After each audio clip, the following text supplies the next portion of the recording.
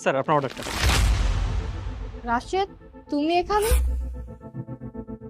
রিমি, তুমি ওনাকে চিনো নাকি? হ্যাঁ। চিনো? আচ্ছা একটা কথা বলো তো, তুমি কি এখানে আগে থেকে আসতে নাকি? আসলে আমরা স্কুলে একসঙ্গে পড়েছি তো, দ্যাটস ওয়াই ও আমাকে চেনে।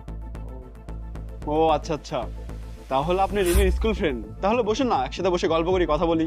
সরি স্যার, আসলে আমার ভিতরে একটু কাজ আছে তো, এই জন্য আমি আপনার সাথে চাইলেও বসে কথা বলতে পারবো না। আরে রাখেন তো কাজ, আপনি বসুন, আপনার সাথে বসে কিছুক্ষণ গল্প করবো, ভালো লাগবে আমার।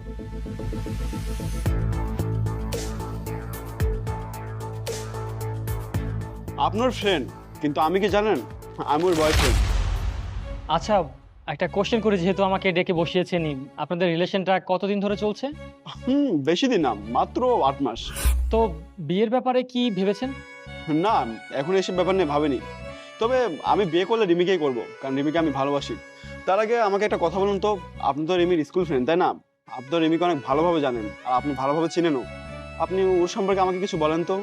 আসলে ওর সম্পর্কে যতটুকু জানি সেটার মধ্যে হচ্ছে ওর স্বপ্নটা আসলে অনেক বড়।